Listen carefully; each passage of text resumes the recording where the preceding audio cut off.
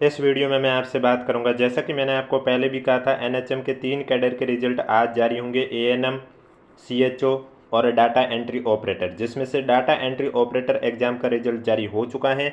इस एग्जाम के लिए कट ऑफ कितनी गई है, कितने क्वेश्चन डिलीट हुए हैं, उसके बारे में इस वीडियो में चर्चा करूंगा। कितने स्टूडेंट का रिजल्ट अयोग्य किया गया है और सभी स्टूडेंट की रैंक क्यों नहीं जारी की गई है, इन सब के बारे में चर्चा करूंगा। और फाइनल सिलेक्शन के लिए सेफ रैंक आप है या नहीं है, ये आपको कैसे चेक करनी है, उसके बारे में इस वीडियो में चर्चा करूंगा। इसलिए वीडियो को बिना स्किप किए कंप्लीट देखें। वीडियो पसंद आए तो वीडियो को लाइक कीजिए, चैनल जरूर सब्सक्राइब कीजिए, क्योंकि थोड़ी देर बाद सीएचओ एएनएम का भी रिजल्ट जारी होगा, तो उसमें भी आपको इसी तरह बता दिया जाएगा। और रिजल्ट की पीडीएफ आपको हमारे टेलीग्राम चैनल पर देखने को मिलेगी, जिसका लिंक नीचे डिस्क्रिप्शन में दिया हुआ। तो आप देख सकते हैं आज की डेट में ये रिजल्ट जारी हो चुका है। डाटा एंट्री ऑपरेटर एग्जाम 2025 में उत्तीर्ण स्टूडेंट का वरीयतानुसार परिणाम। इसमें आप देख सकते हैं कि बोर्ड द्वारा राष्ट्रीय स्वास्थ्य मिशन और Rajasthan medical education society Jaipur Rajasthan के लिए Rajasthan contractual hiring to civil post rule 2022 यथा संशोधित के अंतर्गत विभिन्न संवर्ग के संविदा पदों हेतु सीधी भर्ती परीक्षा 2025 के तहत संविदा डाटा एंट्री ऑपरेटर पद हेतु नॉन टीएसपी के 199 और टीएसपी के 63 कुल 262 पदों के लिए, यानी कि आपको मालूम है डाटा ऑपरेटर एग्जाम, जो डाटा एंट्री ऑपरेटर एग्जाम हुआ था, इसमें आपके टोटल 262 पद थे, जिसमें से नॉन टीएसपी के 199 पद थे और टीएसपी के 63 पद थे। इसके लिए विज्ञापन है वो 2025 का पहला ही विज्ञापन जारी किया गया था 28 जनवरी 2025 को। उसके बाद 17 फरवरी 2025 को वापस से संशोधित जारी किया गया था। 18 मार्च को भी 1 अप्रैल और 17 अक्टूबर तक जारी किया गया था। इसके लिए परीक्षा का जो आयोजन है वो 10/6/2025 में किया गया था, यानी कि आपको मालूम है 10 जून 2025 को मॉर्निंग शिफ्ट में डाटा एंट्री ऑपरेटर एग्जाम आयोजित किया गया था। इसी क्रम में स्टूडेंट द्वारा आवेदन फॉर्म में दर्ज सूचना और मुख्य परीक्षाओं में प्राप्तांकों को आधार पर उत्तीर्ण स्टूडेंट की श्रेणीवार वरीयता सूची तैयार की गई है। नॉन टीएसपी और टीएसपी के लिए उत्तीर्ण स्टूडेंट के वरीयता क्रम, रोल नंबर, श्रेणी क्रम परिशिष्ट फर्स्ट और परिशिष्ट सेकंड पर संलग्न है, यानी कि जो उत्तीर्ण हुए स्टूडेंट, उनके रोल नंबर, उनका कौन सी मेरिट में नाम आया है, कौन सी रैंक आई है, ये सभी आगे आपको देखने को मिलेगा। इस परीक्षा के प्रश्न पत्रों में डिलीट प्रश्नों की संख्या 0 है, यानी कि डाटा एंट्री ऑपरेटर में आपके 150 क्वेश्चन पूछे गए थे, वो सभी वैलिड क्वेश्चन है, एक भी क्वेश्चन डिलीट नहीं हुआ। इसलिए जिन भी स्टूडेंट को लगता है ना कि डिलीट क्वेश्चन होता है उसके बोनस नंबर मिलते हैं, तो एक तो मैं बता देता हूँ, चलो इसमें तो एक भी क्वेश्चन डिलीट नहीं हुआ। अगर डिलीट होता भी तो उसमें बोनस नहीं मिलता है, बल्कि उसमें जो डिलीट होता है क्वेश्चन, उसके नंबर जो होते हैं वो बाकी के क्वेश्चन के साथ बराबर रूप से बांट दिए जाते हैं।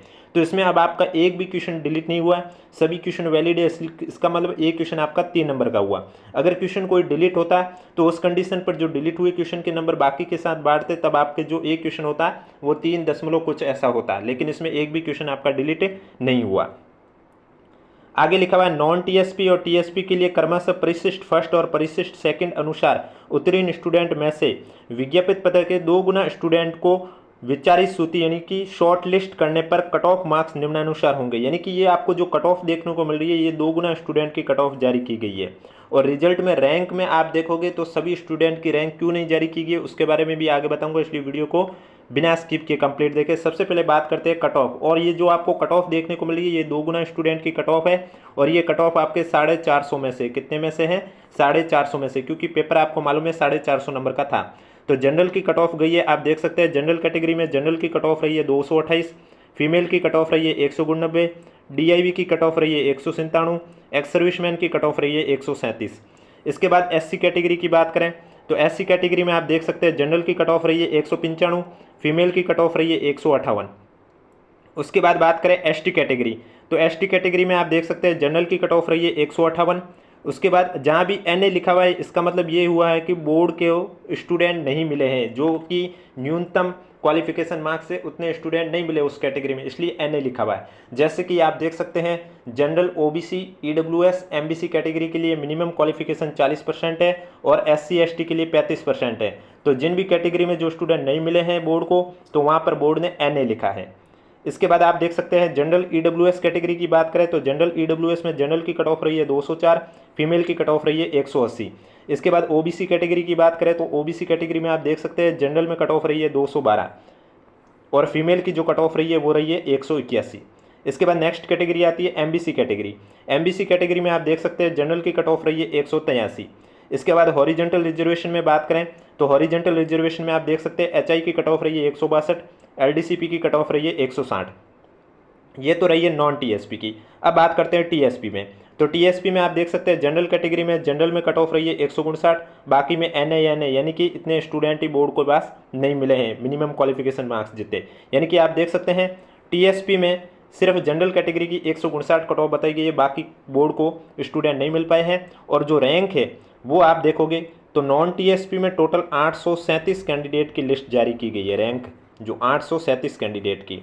और TSP में बात करें तो TSP में 27 कैंडिडेट की जो रैंक है वो जारी की। तो बाकी कैंडिडेट की रैंक क्यों नहीं जारी की गई, उसके पीछे का ये रीज़न है कि बाकी कैंडिडेट के 40% भी नहीं बने हैं और SC ST के 35% भी नहीं बने हैं, उस वजह से उनकी रैंक नहीं जारी की गई है। अब उनकी रैंक देखो, जिनकी रैंक जारी की गई है उनमें स्टूडेंट की पूरी डिटेल लिखी हुई है, आप देख सकते हैं PDF में भी, और उनके नाम के आगे मार्क्स भी लिखे हुए।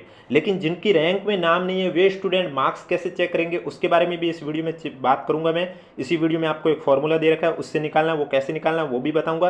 लेकिन इससे पहले जिन भी स्टूडेंट को ये डाउट आ रहा है, उम्मीद करता हूँ आपका डाउट क्लियर हो गया होगा कि बाकी स्टूडेंट की रैंक क्यों नहीं जारी की गई। इस वजह से क्योंकि उनके 40% भी नहीं बन रहे हैं और SC ST के 35% भी नहीं बन रहे। यानी कि जिनके 40% बने हैं और SC ST में जिनके 35% से ज़्यादा बने हैं उन्हीं की ही रैंक जारी की है। इस वजह से नॉन TSP में मात्र 837 कैंडिडेट की लिस्ट जारी की गई है और TSP में आपके 27 कैंडिडेट की लिस्ट जारी की गई है। अब आप देख सकते हैं सभी स्टूडेंट के प्राप्तांकों का आकलन बोर्ड द्वारा निम्न सूत्र से किया गया है। यानी कि जो आपके मार्क्स निकाले गए हैं वो इस फॉर्मूले से निकाले गए हैं। फॉर्मूला है RQ इंटू KF, RQ यानी कि राइट क्वेश्चन, KF यानी की factor, minus WQ into KF upon 3, WQ यानी कि रॉन्ग क्वेश्चन, KF यानी की factor upon 3, minus maximum marks into not attempt question upon total number of question into 3। यानी कि ये जो पार्ट होता है, ये जो पांचवा ऑप्शन आपका होता है उसको लेकर ये फॉर्मूले में ऐड किया गया।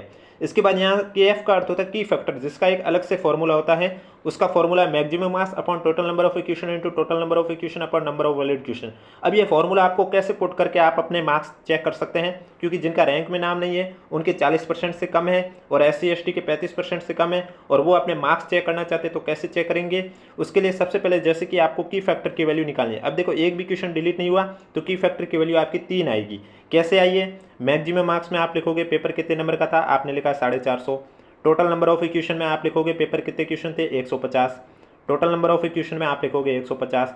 नंबर ऑफ वैलिड क्वेश्चन, एक भी क्वेश्चन डिलीट नहीं हुआ इसलिए 150। तो यहाँ 150 कट गया और ये 0 कटा, 15 में 45 3 बार कटा, की फैक्टर आया आपके 3। की फैक्टर की वैल्यू 3 आई है, आपको यहाँ पर पुट करनी है। कैसे, राइट क्वेश्चन। अब जैसे कि मैंने मान लिया कि मेरे 40 क्वेश्चन सही हुए, क्योंकि मैं 40% से जिनके कम है उनके आधार पर बता रहा हूँ, क्योंकि जिनके 40% से ज़्यादा बने हैं उनके तो मार्क्स उनके नाम के आगे लिखे हुए हैं। अब जैसे मैंने मान लिया कि 150 में से 40 क्वेश्चन मेरे सही हुए, तो मैंने लिखा 40 इंटू की फैक्टर की वैल्यू 3 अभी निकाले। रॉन्ग क्वेश्चन जैसे कि मैंने मान लिया मैंने 18 गलत किए, तो मैं लिखूंगा 18 इंटू की फैक्टर 3 अपॉन 3। अब मैंने मान लिया कि मैंने 150 के 150 क्वेश्चन है वो अटेम्प्ट किए, नहीं आ रहे थे तो मैंने 5 ऑप्शन भर लिया, तो इसलिए ये मैं पार्ट 0 कर लेता हूँ।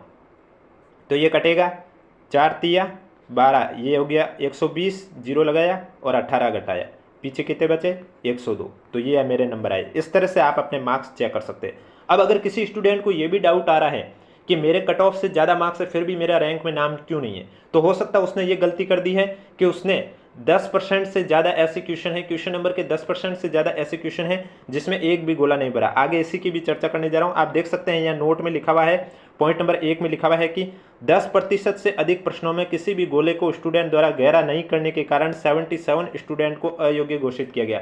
तो हो सकता है इन 77 स्टूडेंट में आपका भी नाम है। 10% का मतलब ये हुआ कि आपके पेपर में 150 क्वेश्चन थे, इसके 10% होते हैं 15 क्वेश्चन, तो यानी कि आपने भी 15 से ज़्यादा ऐसे क्वेश्चन है जिसमें गोला एक भी नहीं भरा हो। उस वजह से आपके साथ भी ऐसा हुआ होगा कि आपके जो नंबर है वो 40% से ज़्यादा है, फिर भी आपका रैंक में नाम नहीं है।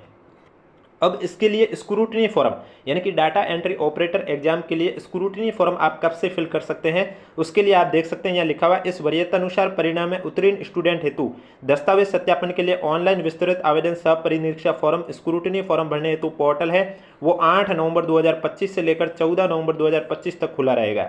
यानी कि जब 8 नवंबर को आपका स्क्रूटिनी फॉर्म का लिंक एक्टिव होगा तो आपको इस यूट्यूब चैनल के माध्यम से बता दिया जाएगा कि आपको स्क्रूटिनी फॉर्म कैसे फिल करना है। इसलिए अगर अभी तक आपने चैनल सब्सक्राइब नहीं किया तो चैनल जरूर सब्सक्राइब करें, नोटिफिकेशन भी ऑन रखिए ताकि जब भी मैं नया वीडियो लेके आऊँ सबसे पहले आपके पास पहुंचे।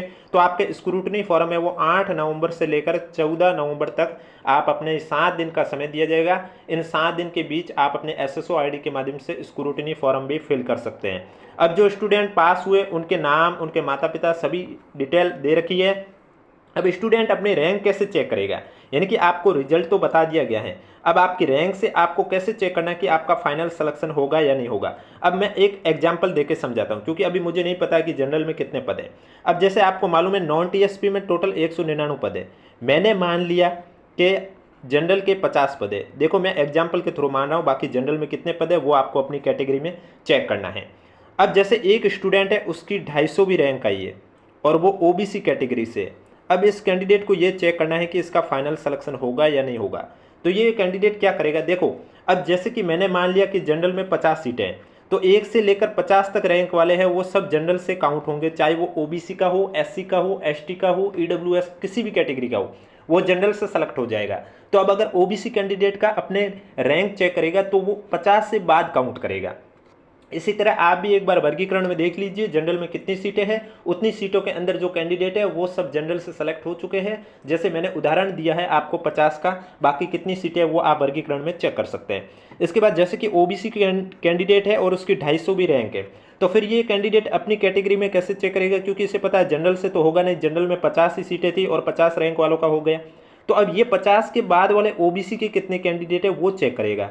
और अगर माना कि ये 250 पर पहुंचता और इसे पता चलता है कि मेरी रैंक 102 भी आई है कैटेगरी में, यानी कि 102 नंबर पर मैं आ रहा हूं कैटेगरी में, 50 के बाद से काउंट कर रहा हूं और 250 तक काउंट कर रहा हूं, और फिर ये चेक करेगा कि इसकी कैटेगरी में OBC में कितने पद है। माना कि OBC में 30 पद है तो उस हिसाब से इसकी रैंक 102, यानी कि इसका फाइनल सिलेक्शन नहीं होगा क्योंकि पद ही 30 है और इसकी रैंक आ रही है 102 ही। अगर इसकी रैंक 30 के अंदर आती तो उसका फाइनल सिलेक्शन होता, लेकिन इसकी रैंक आई है 102 पे। तो इस तरह से आपको चेक करना है रैंक वाइज कि आपका फाइनल सिलेक्शन होगा या नहीं होगा। अब किसी को भी कोई डाउट है तो कमेंट बॉक्स में पूछिए। रिजल्ट की PDF आपको हमारे टेलीग्राम चैनल पर देखने को मिलेगी जिसका लिंक नीचे डिस्क्रिप्शन में दिया हुआ है। वीडियो पसंद आए तो वीडियो को लाइक कीजिए, चैनल जरूर सब्सक्राइब कीजिए क्योंकि थोड़ी देर बाद ANM CHO रिजल्ट भी आने पर आपको इसी तरह डिटेल में समझाया जाएगा। और स्क्रूटनी फॉर्म के साथ डॉक्यूमेंट वेरिफिकेशन के लिए कौन कौन से दस्तावेज चाहिए उस पर भी मैं आपके लिए वीडियो लेके आऊँगा, इसलिए चैनल सब्सक्राइब के साथ नोटिफिकेशन भी ऑन रखें।